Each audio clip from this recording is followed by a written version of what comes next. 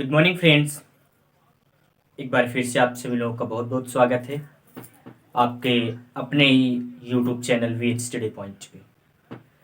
दोस्तों, टेंस की सीरीज चल रही है और टेंस की सीरीज में हम लोग ने पिछले वीडियो तक सीखा था पास्ट इंडेफिनिट टेंस के अफर्मेटिव सेंटेंस के अनुवाद का नियम। चलिए आज देखते हैं past indefinite tense negative sentence यानी नकारात्मक सेंटेंस के अनुवाद के नियम कि नकारात्मक जो वाक्य हैं इनको हिंदी से अंग्रेजी बनाने के क्या नियम है और इन नियम का पालन करते हुए कैसे हम हिंदी से अंग्रेजी में वाक्य को कन्वर्ट करते हैं।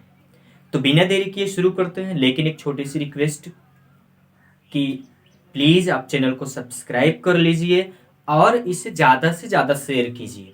और हाँ, अगर आपको ये वीडियो पसंद आए तो इसे लाइक कीजिए और अगर आप नहीं समझ में आया, पसंद ना आए तो बिल्कुल बेशक आप डिसलाइक कर सकते हैं। इससे हमको मोटिवेशन मिलेगा और हम प्रयास करेंगे कि और अच्छी क्वालिटी का वीडियो हम आप तक पहुंचाएं।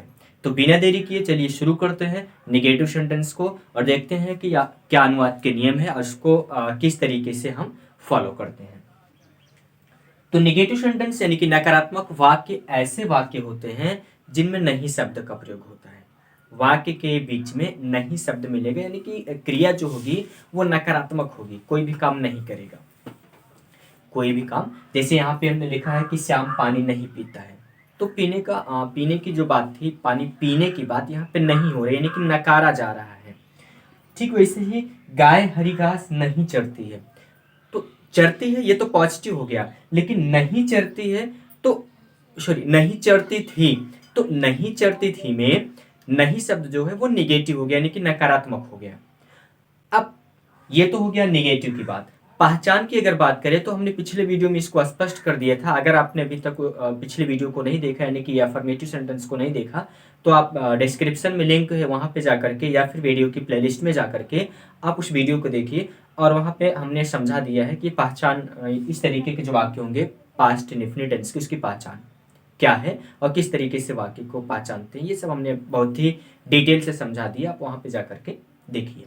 अब चलिए इसको देख लेते हैं। ये हो गया हमारा नियम। नियम क्या है कि सबसे पहले सब्जेक्ट यानी कि कर्ता लिखते हैं। ठीक, कर्ता के बाद में डिड, ये हमारी हेल्पिंग वर्ब है, सहायक क्रिया है, इसका प्रयोग करते हैं। इसके बाद नॉट का प्रयोग करते हैं और इसके बाद में क्रिया, और क्रिया के बाद में लास्ट में होता है कर्म यानी कि ऑब्जेक्ट, इसको लिखते हैं।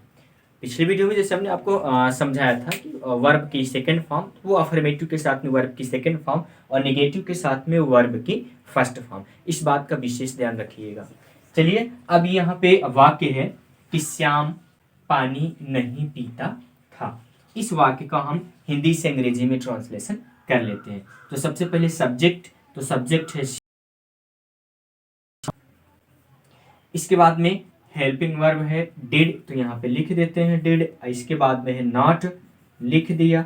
इसके बाद में कह रहा है कि वर्ब यानी कि क्रिया, तो क्रिया क्या है यहाँ पे पीना, तो पीने की अंग्रेजी क्या होती है ड्रिंक, लिख दिया।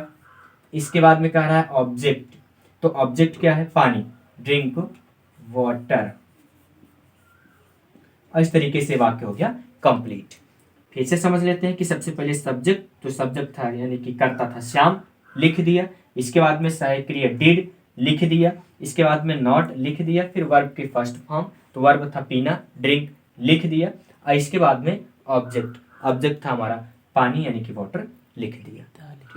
अब इस तरीके से वाक्य पूरा कंप्लीट हो गया। चलिए नेक्स्ट सेंटेंस को देख लेते हैं कि गाय हरी घास नहीं चरती थी। तो इसको ट्रांसलेट करते हैं, द काउ, गाय, ये हमारा सब्जेक्ट हो गया। इसके बाद में क्या लिखना है डिड, और इसके बाद में नॉट, इतना हो गया। Cow did not. इसके बाद में वर्ब, वर्ब क्या है चरती थी, चरना की अंग्रेजी होती है ग्रेज, डिड नॉट ग्रेज। क्या नहीं चरती थी ग्रीन ग्रास, हरी घास।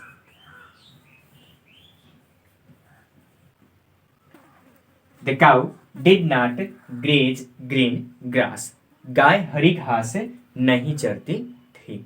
मुझे उम्मीद है कि नेगेटिव सेंटेंस आपको पूरी तरीके से समझ में आ गया होगा कि इसका अनुवाद किस तरीके से किया जाता है। अब बात कर लेते हैं एग्ज़ाम के नज़रिए से महत्वपूर्ण बात क्या है। तो वो ये है कि आपसे जब प्रश्न पूछा जाएगा तो वहाँ पे सहायक क्रिया छोड़ी जा सकती है, सहायक क्रिया को छोड़ दिया जाएगा, और या तो फिर ये बोल दिया जाएगा कि वर्ब की सही फॉर्म लगाइए।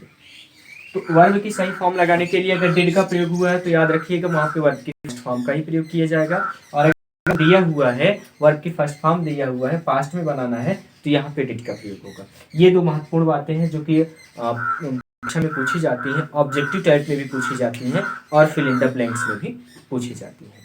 तो आई होप अब आपको समझ में आ गया होगा। तो मिलते हैं नेक्स्ट क्लास में अगली वीडियो के साथ में, तब तक के लिए धन्यवाद। To get more videos, please like, share and subscribe the channel. Subscribe the channel.